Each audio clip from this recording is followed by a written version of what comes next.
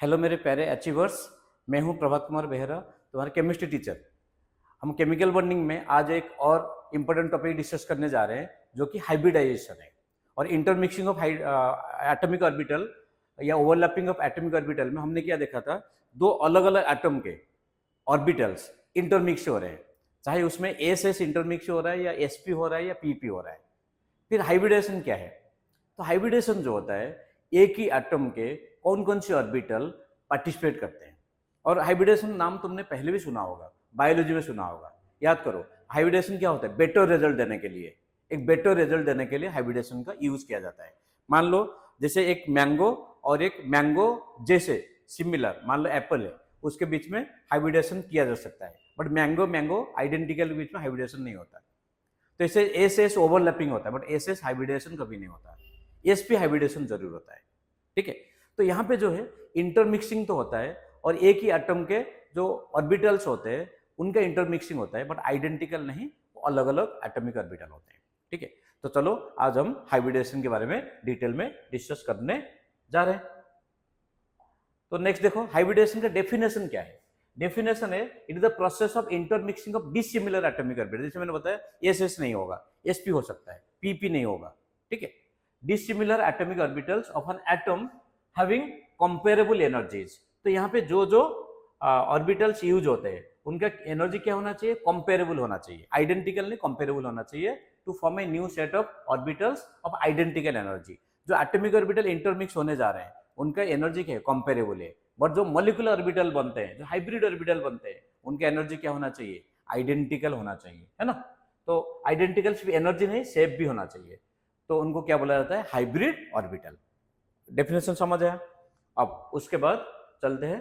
तो हाइब्रिडेशन के लिए कोई कंडीशन है या कैसे भी कोई भी ऑर्बिटल हाइब्रिडेशन बना सकते हैं? उनके लिए जरूर कंडीशंस है, एक नहीं कई सारे कंडीशंस है। तो कंडीशन को हम एक एक करके डिस्कस कर रहे हैं। तो ध्यान से देखो, the atomic orbitals undergoing hybridisation must belong to the same atom और आयन।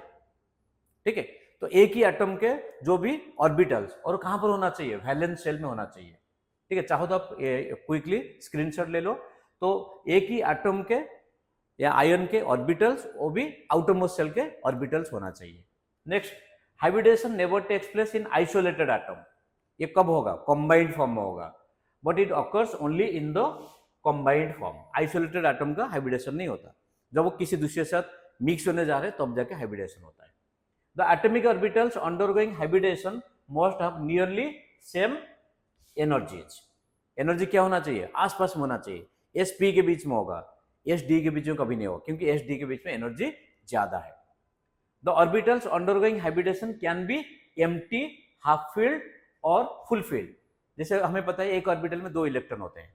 ठीक है, कोई ऑर्बिटल जिसमें कोई इलेक्ट्रॉन ना हो, या एक इलेक्ट्रॉन हो, या फिर दो इलेक्ट्रॉन हो, वो भी हाइब्रिडेशन का पार्ट होना चाहिए अगर वो वैलेंस शेल में प्रेजेंट हो। ठीक है, तो प्रमोशन और excitation of electron. Excitation means देखिए ट्रांजिशन होता है एक सेल से दूसरे सेल में जाना। एक्साइटेशन या प्रमोशन मीन्स एक सेल के अंदर एक सबसेल से दूसरे सबसेल में जाना। तो जनरली हाइब्रिडेशन में एक्साइटेशन ऑफ इलेक्ट्रॉन होता है, बट कोई जरूरी नहीं है। ठीक है, is not an essential criteria, कोई जरूरी नहीं, हो सकता है नहीं हो सकता है prior to the hybridisation. Next, the excited in the excited state the number of unpaired electrons must be corresponds to the oxidation state of the central atom. मान लो एक्साइटेड स्टेट, हम सल्फर की बात कर रहे हैं। सल्फर में excited state में कितने इलेक्ट्रॉन होते हैं? 6 इलेक्ट्रॉन होते हैं। तो 6 इलेक्ट्रॉन मींस, तो अगर अनपेयर्ड इलेक्ट्रॉन 6 है तो उसका ऑक्सीडेशन स्टेट क्या होगा? ऑक्सीडेशन स्टेट +6 होता है। फास्फोरस में एक्साइटेड स्टेट में 5 इलेक्ट्रॉन, अभी हम देखेंगे, तो उसमें उसका ऑक्सीडेशन स्टेट क्या होता है? +5 होता है। ठीक, तो नेक्स्ट है, तो हो गया conditions of characteristics of hybridisation. तो हाइब्रिडेशन उसमें क्या कैरेक्टरिस्टिक्स बनता है? तो उसमें भी कई सारे रूल्स है, जैसे हम उसको एक बाय एक डिस्कस करने जा रहे हैं। The number of hybrid orbital. Hybrid orbital क्या है? जो बनते हैं, जिनको मॉलिक्यूलर ऑर्बिटल बोलते हैं, formed are equal to the number of hybridising orbital. मान लो एक एस और दो पी आपस में मिक्स हो रहे हैं, एक एस और दो पी, तो ऑर्बिटल कितना बनना चाहिए? 3 बनना चाहिए। 3 कौन से ऑर्बिटल बनेंगे? sp2 hybrid orbital. ठीक है, तो अंडरगोइंग हाइब्रिडेशन, तो हाइब्रिडाइजिंग ऑर्बिटल और hybrid orbital, atomic orbital, molecular orbital, दोनों बराबर होना चाहिए। The hybrid orbitals are equal in energies and identical in shape. Atomic orbital क्या होता है, कंपेरेबल होता है, बट हाइब्रिड ऑर्बिटल होता है उनका एनर्जी इक्वल ही होना चाहिए और शेप भी आइडेंटिकल होना चाहिए। Like the atomic orbitals, hybrid orbital can accommodate a maximum of 2 electrons. Student याद रखो, ऑर्बिटल की अगर बात आता है, चाहे वो एटॉमिक ऑर्बिटल हो, molecular orbital, maximum 2 electron with opposite spin, वो हमेशा फिक्स है। Next, the hybrid orbitals possess lower energy than the hybridising orbital. देखो हाइब्रिडेशन प्रोसेस में क्या होता है, स्टेबिलिटी इंक्रीज होता है। हमें पता है स्टेबिलिटी और एनर्जी दोनों इनवर्सली प्रोपोर्शनल है। तो अगर हाइब्रिड ऑर्बिटल का स्टेबिलिटी ज्यादा है तो एनर्जी क्या होगा, मस्ट बी लोअर, वही लिखा हुआ है 4th पॉइंट में। Hybrid orbitals provide efficient overlapping than the pure orbital. Hybrid orbital जो होता है हमेशा एफिशिएंट होता है, बेटर एफिशिएंट होता है, बेटर रिजल्ट देता है as compare to the pure orbital. Hybrid orbitals only form sigma bonds, ये चीज याद रखो, except benzene. Hybrid orbital sigma bond ही बनाएगा, कभी भी पाई बॉन्ड नहीं बनाएगा। पाई बॉन्ड जो बनता है that is side wise overlapping of atomic orbitals. यहां तक बच्चे क्लियर? ओके, तो मैं थोड़ा फास्ट कर रहा हूं क्योंकि काफी सारे पॉइंट हाइब्रिडेशन में डिस्कस होने जा रहा है और ऐसे भी टाइम लगेगा और तुम लोगों को ज्यादा टाइम तक मैं बोर करना नहीं चाह रहा हूं। Okay, next, the hybrid orbitals orient themselves in space as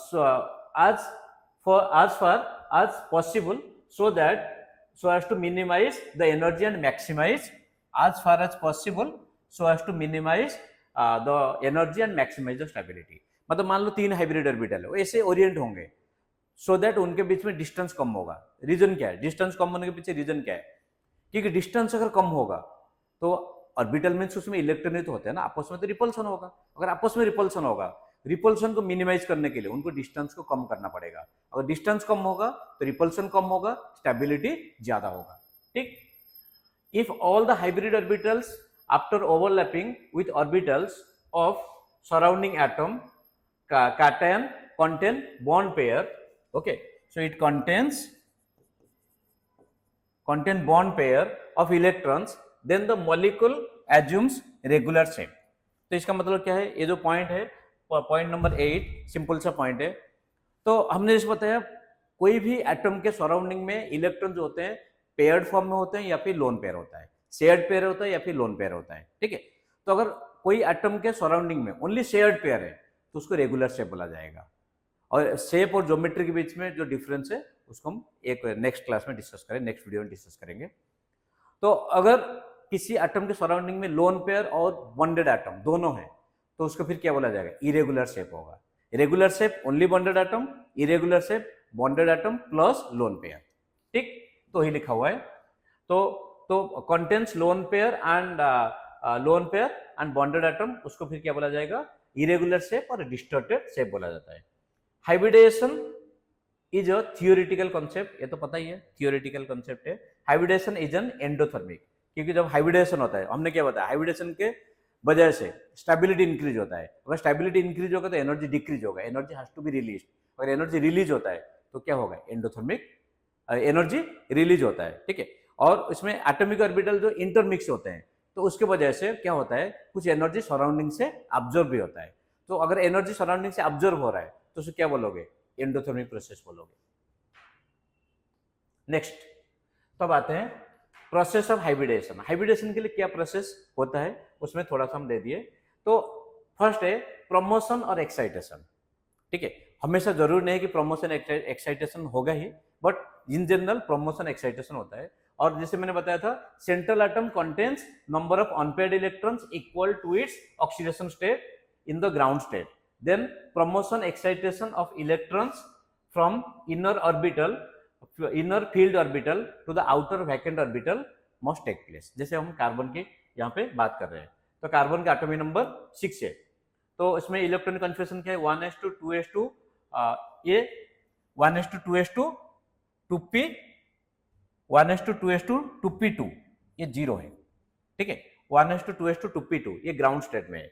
अगर यहाँ पे हम एक्साइटेड स्टेट की बात करेंगे तो क्या होगा, 1s2 2s2 2p2 ये हो गया ग्राउंड स्टेट, और एक्साइटेड स्टेट में क्या होगा 2s1 2p3 ये हो गया 2s और ये हो गया 2p। तो 2s में कितने इलेक्ट्रॉन है, 1, और 2p में कितने इलेक्ट्रॉन है, 3। ठीक है, तो ये हो गया 2s1 2p3।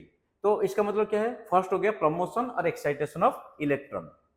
सेकेंड की अगर बात कर रहे हैं तो रीओरिएंटेशन। कई बार इलेक्ट्रॉन प्रमोशन एक्साइटेशन में रीओरिएंटेशन भी होते हैं। In the excited state orbitals get reoriented and get equal energies and this is known as the redistribution. इसको आप चाहो एक बार स्क्रीनशॉट ले लो।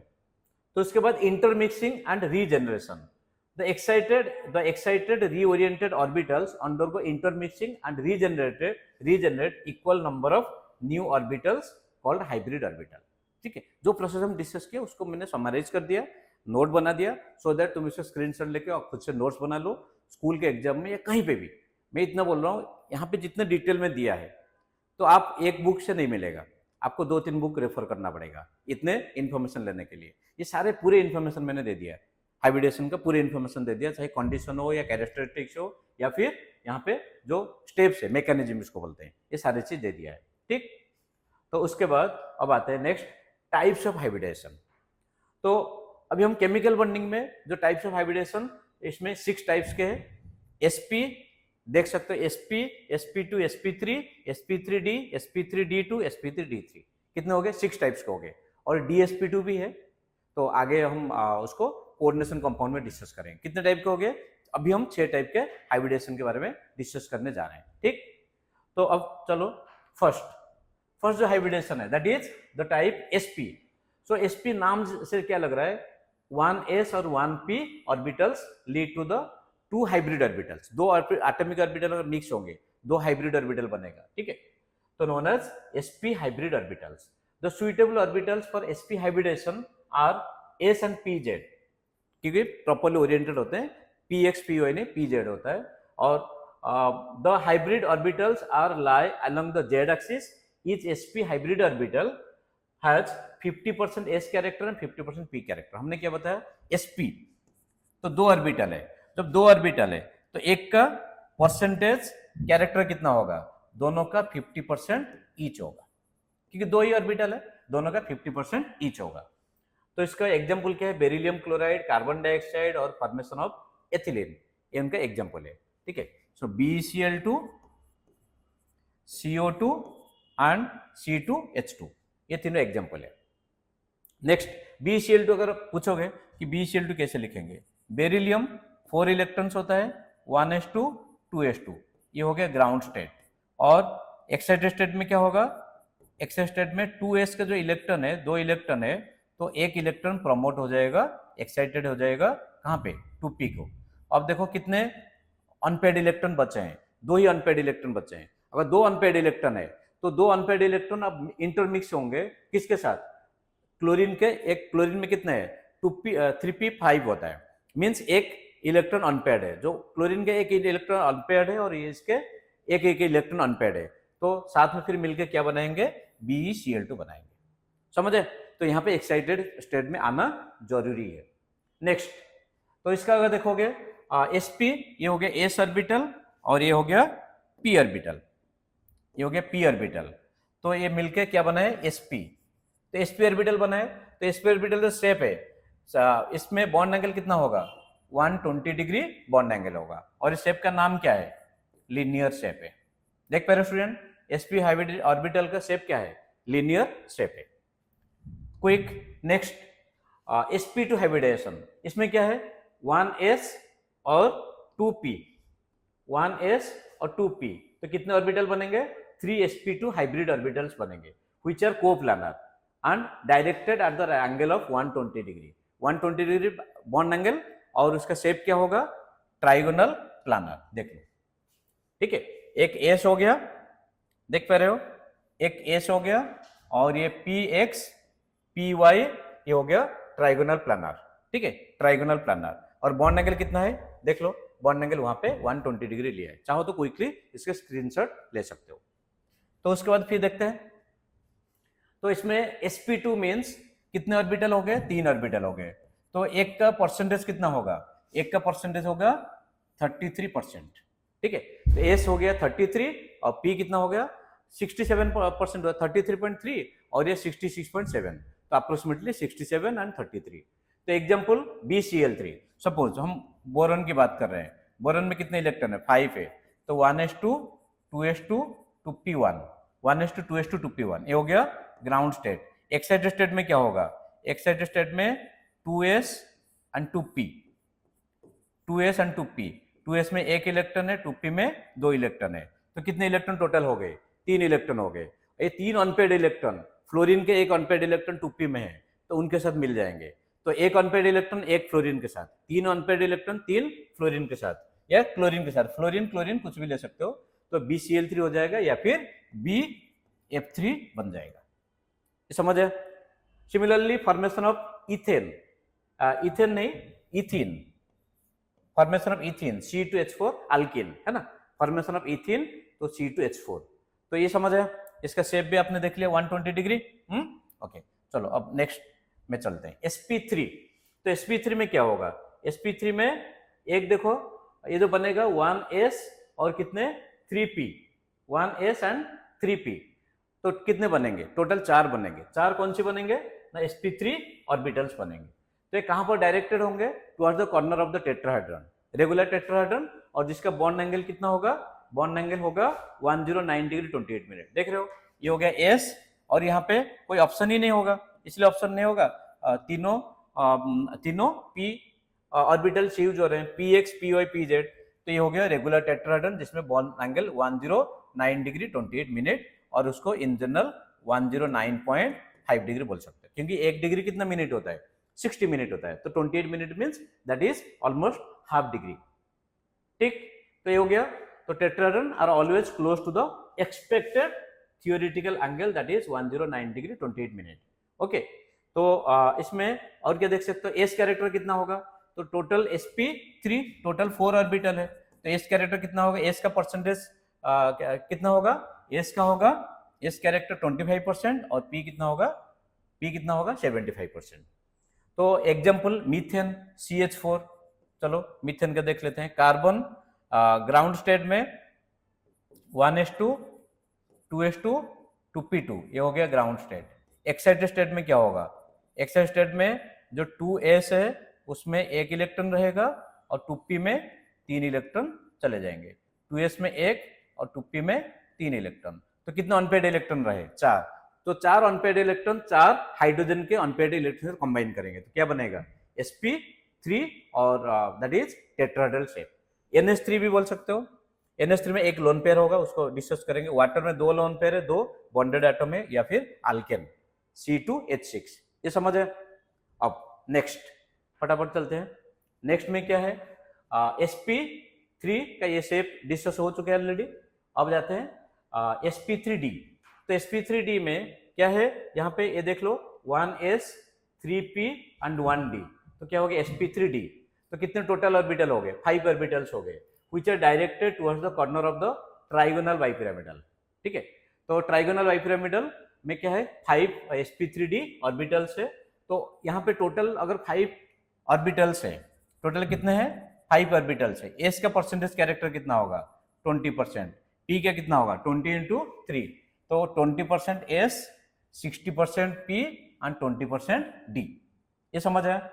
तो sp3d 3 sp3d hybrid orbitals directed to the corner of triangle, okay, with bond angle 120 degree, and remaining जो 2 होगा, 2 sp3d hybrid orbitals होंगे, वो डायरेक्टेड कहां पर होंगे, एक्सिस में होंगे, जहां पर बॉन्ड एंगल 90 डिग्री होगा। देख रहे हो sp3d, ठीक है, तो d मीन्स यहाँ पे dz² की बात किया है, तो ये देखो ये तीनों ट्राइगोनल प्लानर है, देख रहे हो ट्राइगोनल प्लानर है, और एक एक्सिस इसमें पास हुआ है, तो इसका क्या हुआ इसमें इट इज sp3d, तो ट्राइगोनल बाइपिरामिडल।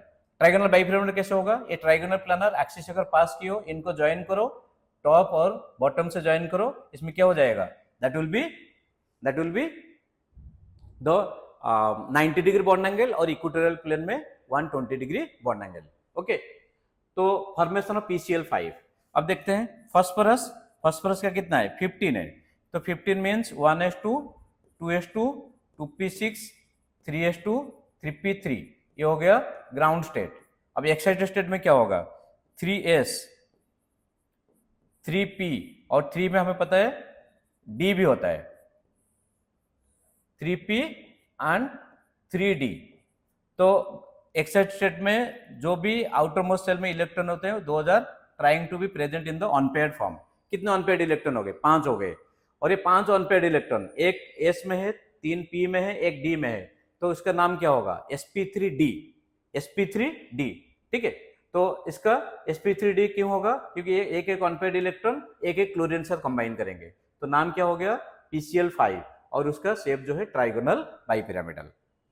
नेक्स्ट चलते हैं sp3d2।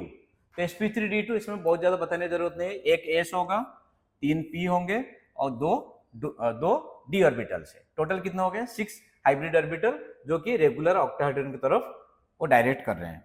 तो रेगुलर ऑक्टाहेड्रन ये देख लो, ठीक है। तो ये हो गया स्क्वायर, प्लानर, और ये एक एक्सिस पास हुआ है, एक स्क्वायर प्लानर एक्सिस पास है। मान लो तुम जिस रूम में बैठे हो अभी, ठीक है, तो रूम स्क्वायर शेप में है, तो स्क्वायर प्लानर हो गया। रूम के सेंटर में एक एक्सिस पास करो, एक टॉप को जा रहा है, एक बॉटम को जा रहा है।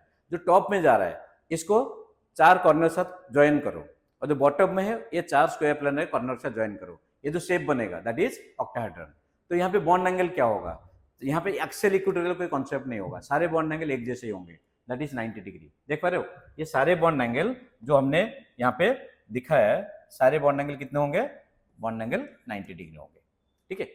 तो अब इसमें एग्जाम्पल SF6 है, सल्फर ग्राउंड स्टेट में कितना है? 3s2 3p4, ये हो गया ग्राउंड स्टेट। एक्साइटेड स्टेट में क्या होगा? 3s then 3p then 3d। तो इलेक्ट्रॉन प्रमोट हो रहे हैं, कितने? ठीक है, 2 इलेक्ट्रॉन प्रमोट हो गए, टोटल कितना हो गया? 6। तो इसका नाम क्या होगा? sp3d2। तो जो 6 अनपेयर्ड इलेक्ट्रॉन्स है, सारे अनपेयर्ड इलेक्ट्रॉन एक एक अनपेयर्ड इलेक्ट्रॉन एक एक क्लोरीन से कंबाइन करेंगे, तो फाइनली क्या होगा? sp3d2 हो गया। ये समझ है, और शेप ऑलरेडी हम डिस्कस कर चुके हैं। अभी उसके बाद नेक्स्ट अच्छा स्टूडेंट, अभी तुम्हारे दिमाग में आ रहा है इतने लेंथी हम क्या एग्जाम के लिए अप्रोच करेंगे? बिल्कुल नहीं, ये तुम्हें मतलब डिटेल इंफॉर्मेशन देने के लिए, बट एग्जाम के लिए कैसे अप्रोच करोगे अभी खत्म नहीं हुआ क्लास के एंड में दूंगा। वो ट्रिक्स जो होता है, देख के ही मॉलिक्यूल देखते ही तुम इमीडिएटली 20-30 सेकंड के अंदर बता दोगे उसका हाइब्रिडेशन क्या है, ठीक। तो उसको क्लास के एंड में उसको देने जा रहा हूँ। अब लास्ट बचा sp3d3। तो sp3d नाम से क्या लग रहा है? एक s 3p और 3d ऑर्बिटल्स होंगे, तो टोटल कितने हाइब्रिड ऑर्बिटल्स होंगे? 7 हाइब्रिड ऑर्बिटल्स होंगे। 7 में 5 sp3d हाइब्रिड ऑर्बिटल्स कहां पर डायरेक्ट होंगे? To the corner of the pentagon, and और एंगल कितना होगा? 360/5।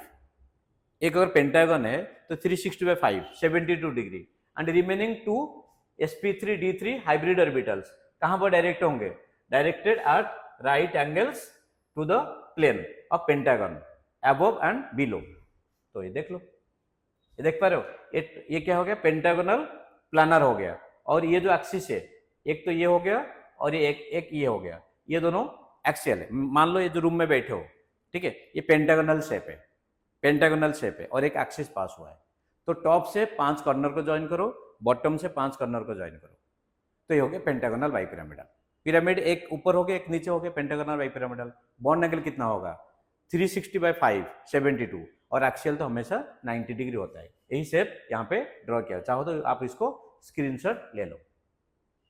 अब इसमें एग्जाम्पल IF7 में क्या होगा? आयोडीन होता है 5s2 5p5। तो 5s2 5p5 मीन्स इसमें 5s हो गया, 5p और 5d। तो कितने टोटल? 7 इलेक्ट्रॉन्स है, तो आप 7 इलेक्ट्रॉन को ड्रॉ करो। तो देखो 7 इलेक्ट्रॉन कहाँ पर है? एक हो गया s, 3 हो गए p और 3 हो गए d। तो उसका नाम क्या हो गया? sp3d3। नाम क्या हो गया? sp3d3। फ्रेंड समझ आया? ये सारे हाइब्रिडेशन है, ये सारे हाइब्रिडेशन है। और यहाँ तक हमने क्या डिस्कस किया कि कोई अगर एटम दिया है उसके ग्राउंड स्टेट लिखना है, एक्साइटेड स्टेट लिखना है, और ये बोर्ड एग्जाम के लिए जरूर काम आता है, बट कॉम्पिटिटिव एग्जाम के लिए अभी भी बाकी है। अभी हम देने जा रहे हैं कॉम्पिटिटिव एग्जाम के लिए ट्रिक्स। और ट्रिक्स शॉर्टकट फार्मूला में आप कुछ सेकंड के अंदर सारे हाइब्रिडेशन निकाल सकते हो। ओके स्टूडेंट्स, बताओ अभी तक हमने क्या देखा? अभी तो देखा कि जो भी हम हाइब्रिडेशन फाइंड आउट कर रहे हैं, है ना, तो हाइब्रिडेशन पहले हम एटम का ग्राउंड स्टेट इलेक्ट्रॉनिक कन्फिगरेशन, फिर एक्साइटेड स्टेट इलेक्ट्रॉनिक कन्फिगरेशन, फिर उसको देख रहे कितने अनपेड इलेक्ट्रॉन से आउटमोस्ट सेल में, फिर वो कंबाइन कर रहा है। इतने तामझाम करने के लिए कोई भी नीट या जेई एग्जाम में टाइम तो मिलेगा नहीं। तो फिर नीट या जेई एग्जाम के लिए या कहीं पे भी मान लो 1 मार्क का क्वेश्चन भी स्कूल एग्जाम में आया है, तो वहां पे फिर कैसे फाइंड आउट करेंगे? How to find the hybridisation. ठीक है, मान लो XCF2 दिया है, तो अगर जेनन का पूछा है what is the hybridisation of xenon in XCF2, फिर कैसे निकालोगे? इमीडिएटली कैसे निकालोगे? उसके लिए एक शॉर्टकट तरीका है, तो वो तरीका हम डिस्कस करने जा रहे हैं, है ना। सो क्विकली लिखो, 2 कॉलम बनाओ। तो फर्स्ट है सम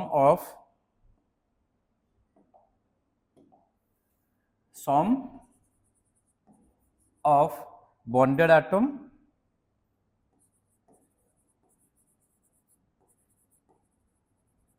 atoms and lone pair,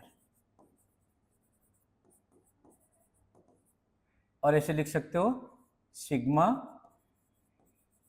bonds only, ये हो गया। और उसके रिलेटेड हाइब्रिडाइजेशन क्या होगा? उसके रिलेटेड हाइब्रिडाइजेशन क्या होगा? तो अगर आपको सॉम 2 मिला है तो hybridisation sp3 sp2 4 sp3 5 sp3d 6 sp3d2 और 7 sp3d3। ये समझे? तो अगर 2 ऑर्बिटल है, 2 ऑर्बिटल मीन्स एक s और एक p होगा। 3 ऑर्बिटल एक s और 2 p होंगे। 5 ऑर्बिटल एक s 3 p और एक d होगा। 7 ऑर्बिटल्स एक s 3 p और d 3 होगा। तो इसमें एक चीज आपको नोट करना है। क्या नोट करना है? If any charge is present then it has to be considered with the central atom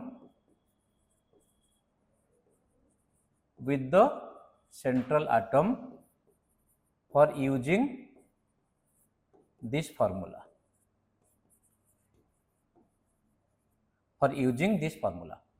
ये पॉइंट आपको नोट करना है। अगर कोई चार्ज होगा, मान लो NH4 प्लस है या NO2 माइनस है, तो NO2 माइनस में जो नेगेटिव चार्ज है, हमें पता है नेगेटिव चार्ज ऑक्सीजन के पास होता है, बट ये फॉर्मूला यूज करने के लिए हमें नेगेटिव चार्ज को किसके साथ लेना है? नेगेटिव चार्ज को नाइट्रोजन के साथ लेना, जो कि सेंट्रल एटम है।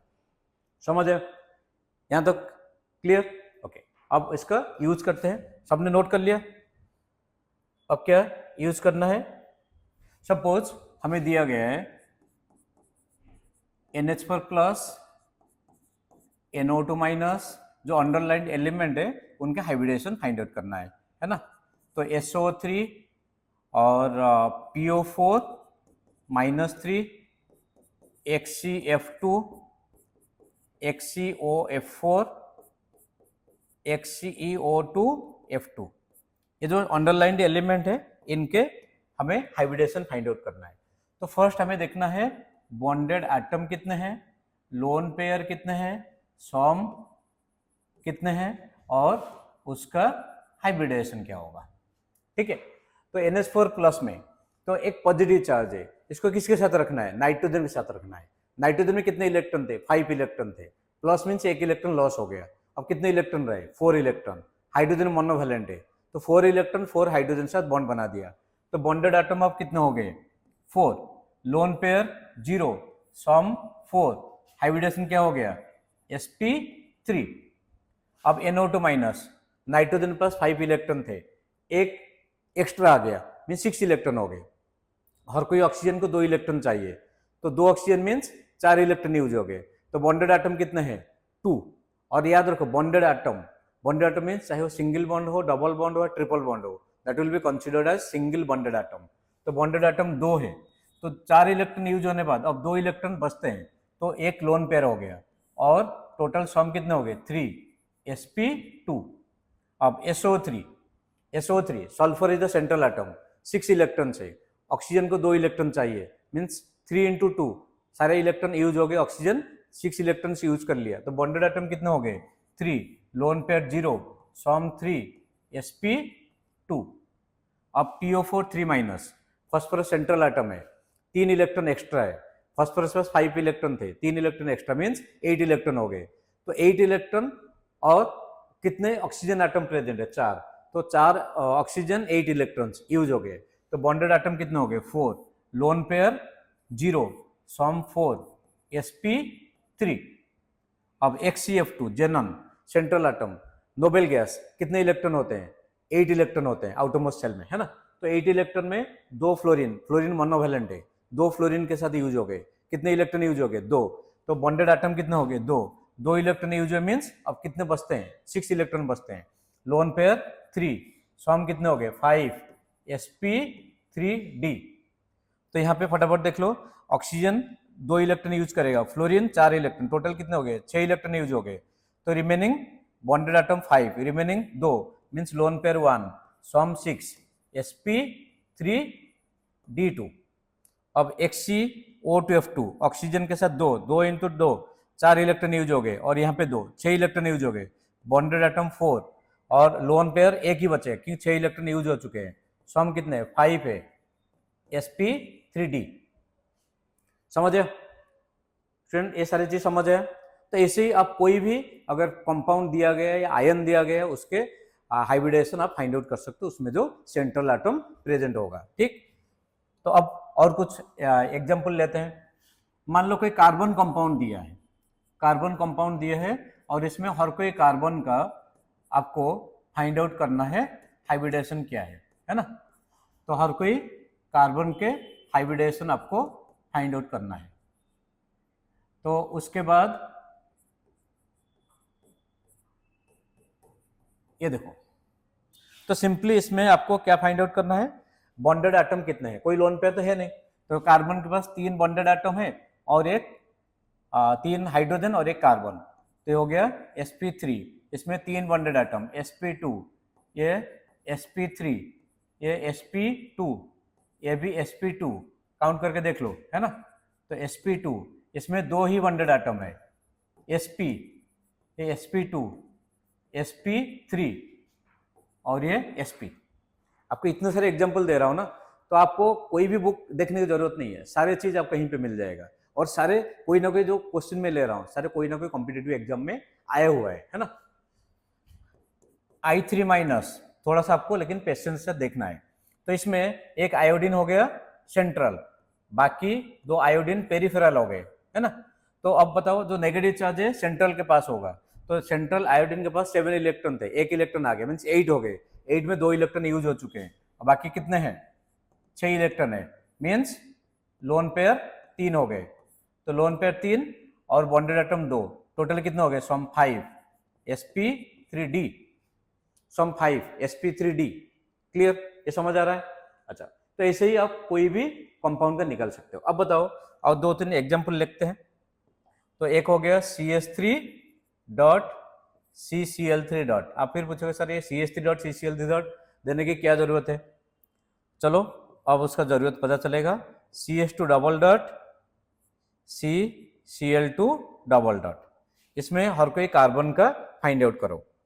तो इसमें जो हाइब्रिडेशन आंसर होगा ये हो गया sp2, ये है sp3. फिर सोचोगे तो सर अजीब है, sp2 sp3 कैसे होगा, बॉन्डेड एटम तो उतना ही है. इसमें एक और रूल है. क्या रूल है, अगर पेरिफेरल एटम लेस इलेक्ट्रोनेगेटिव है, जैसे कार्बन हाइड्रोजन में, hydrogen is the less electronegative element, that is the peripheral atom. कोई अगर अनपेयर्ड इलेक्ट्रॉन सेंट्रल एटम के पास है, that orbital will be considered as on hybrid orbital. That orbital will be considered as on hybrid orbital. But अगर peripheral atom more electronegative है, in the case of CCl3 dot, तो इसको note कर लो. If the peripheral atom is more electronegative, if the peripheral atom is more electronegative, then the unpaired electron present with the central atom containing the orbital will also be considered as the hybrid orbital. will also be considered as the hybrid orbital. Means अगर कोई orbital में single electron होगा उसको हम hybrid orbital जैसे ही consider करेंगे। तो यहाँ पे देख रहे हो, तो 3 क्लोरीन हो गया, एक जो अनपेयर्ड इलेक्ट्रॉन था that is also hybrid orbital. Total कितने हो गए? 4 sp3। 4 means sp3। अच्छा ये क्या है? कार्बिन। समझ रहे हो कार्बिन? तो कार्बिन क्या होता है? एक सिंगलेट होता है, एक ट्रिपलेट होता है। कार्बिन एक सिंगलेट होता है और एक ट्रिपलेट होता है ना। तो सिंगलेट मीन्स एक ही ऑर्बिटल में दोनों प्रेजेंट होंगे, स्पिन मल्टीप्लिसिटी। और triplet means spin multiplicity formula क्या है? 2s+1, उसको देख लेना है ना। तो बताओ इसमें क्या है?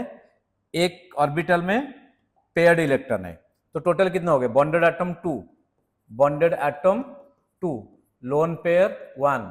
तो हाइब्रिडेशन क्या होगा? sp2, sp2। यहां पे bonded atom 2, lone pair 0, bonded atom 2, lone pair 0। इसका हाइब्रिडेशन क्या है? sp। समझे?